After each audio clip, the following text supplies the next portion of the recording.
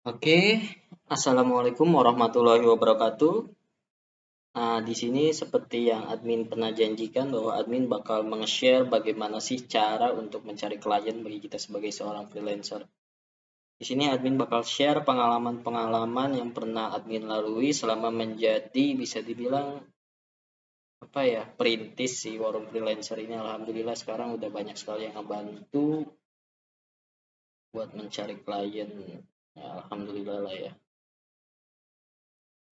Dan tentunya selain mencari klien, menjaga hubungan baik dengan klien juga itu adalah sebuah sebuah keharusan karena yang namanya freelance itu kita nggak terikat akan apapun. Jadi quality of work atau kualitas kerja itu yang menjadi penentu apakah si klien nanti bakal return resell, membeli ulang atau enggak.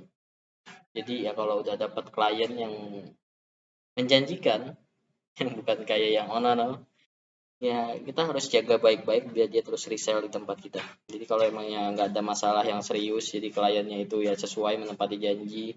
Kalau cuman bayarnya ngaret-ngaret sehari 2 hari masih oke lah, masih bisa kita pertahanin. Tapi kalau misalnya udah suka-suka ngerubah fee, kemudian hal-hal yang semacam itu, apa namanya, perjanjian di awal mengenai cara kerja segala macam beda, itu bakal ya itu mendingan buang aja klien yang kayak gitu. Kenapa? Soalnya kita bakal capek sendiri ngurusin klien yang kayak gitu. Mendingan kita cari klien yang baru lagi. Oke, di sini saya cuma punya waktu sekitar 5-6 menit lagi buat ngejelasin secara simpel. Di sini inti masalah utama mencari klien itu satu, yaitu gimana caranya kita ngasih tahu ke orang lain, terutama orang yang membutuhkan jasa, bahwa kita menjual jasa tersebut. Jadi kalau misalnya kalian menjual jasa tulis menulis, kalian gimana caranya ngasih tahu orang yang butuh tulisan atau yang orang yang butuh jasa tulis buat nemuin kalian. Kalau misalnya kalian jual jasa desain fotografi, gimana caranya kalian ngasih tahu ke orang yang jual atau ke orang yang nyari jasa fotografi buat nemuin kalian. Itu inti masalahnya. Hampir di semua marketing kayak gitu inti masalahnya. Mau itu kalian jual barang, mau itu kalian apa. Ini di luar MLM ya. Kalau MLM soalnya bukan jual barang tapi jual mimpi. Oke, next kita bakal bahas pengalaman admin. Gimana sih admin pernah lika-likunya buat nyari klien. Di sini karena admin udah tahu inti masalah utamanya adalah ngasih tahu ke orang lain bahwa kita punya jasa itu buat dijual. Jadi yang Mimin pikirin pertama adalah kemana kita harus ngasih tahu. Cara apa yang bisa kita buat ngasih tahu biar orang-orang yang butuh dengan jasa kita nemuin kita? Itu masalah utamanya. Pertama, Mimin pakai marketplace. Itu dulu banget, ini di awal-awal itu pakai marketplace. Marketplace-nya itu bisa dibilang ya macam-macam. Mimin pernah pakai si hijau, si merah, kemudian si yang lain lagi. Alhamdulillah, itu dapat satu klien dan itu bisa dibilang pembuka lah ya. Itu mungkin pada tahu juga itu aplikasi yang pernah dulu ada yang curhat. Ini sampai saya pusing ini nyari rating lagi. Soalnya dulu itu emang cuma berapa orang, 4 atau 5 orang lah yang rating. Dan orangnya emang udah pada pergi semua. Sekarang mungkin udah pada bosan kali ngerating. Dia sampai satu handphone dia chatin satu-satu orangnya buat dapetin rating.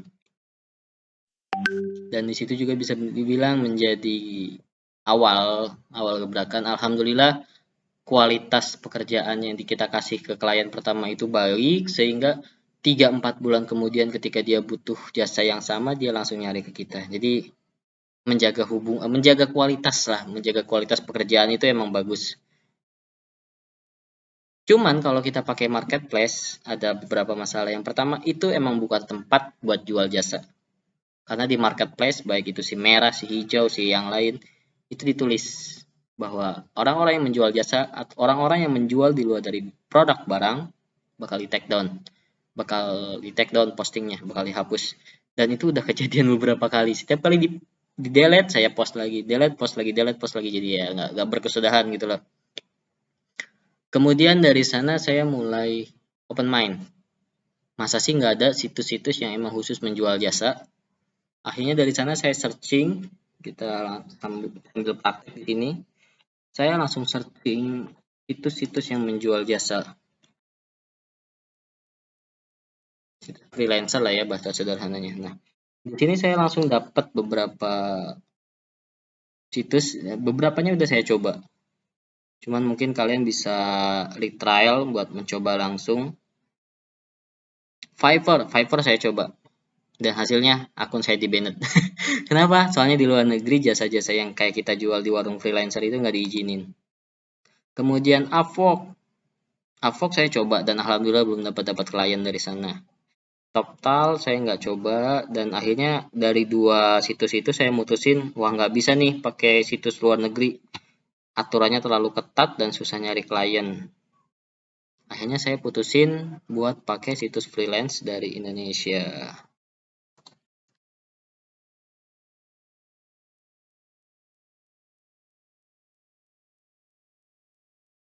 Nah, akhirnya saya pakai situs freelance dari Indonesia. Kenapa?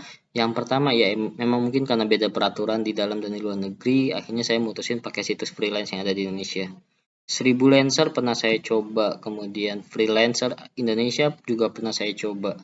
Jadi paling kalian bisa coba-coba ini di sini. Ini kayaknya project.co.id, itu juga ada. Kemudian 1000 Lancer, kemudian 99 Design, Goban. Udah sih, itu udah pernah saya coba. Udah paling itu aja. Atau kalau kalian misalnya mau lebih powerful iklannya, kalian bisa ngasih tahu ke calon klien kalian bisa nyobain pakai AdWords, ya itulah semacam itulah. Atau kalian punya situs sendiri dan situs itu harus peguan ke arah sana. Paling kontennya sampai di sini aja, kita nggak bakal terlalu jauh juga. Mungkin salah satu situs yang pernah saya pakai itu apa tadi namanya 1000 Lancer. 1000 Lancer. Nah, ini di sini saya pakai, cuman saya nggak terlalu lama pakai di sini soalnya emang nggak terlalu gimana ya, emang nggak terlalu fokus sih saya sama ini soalnya sambilan juga. Cuman kebetulan belakangan saya pakai jasa ads, jadi bukan pakai marketplace jasa tapi pakai jasa ads dan itu alhamdulillah hasilnya jauh lebih baik dibandingkan kayak gini.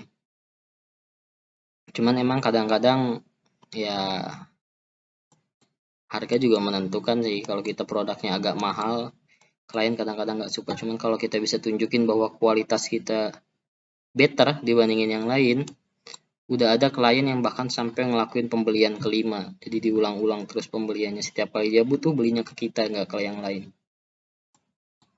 Oke, paling itu aja, mungkin bisa coba-coba login juga. Biasanya buat situs freelancer itu butuh data banking, tapi kalau situs kalian situs terpercaya kayak 1000 Lancer, Fastwork, kemudian Upwork dan lain sebagainya, harusnya nggak masalah sih. Soalnya emang itu tujuannya biar dia nanti bisa cash draw. Jadi nanti uang yang kalian hasilin dari freelance bakal dikirim ke rekening kalian.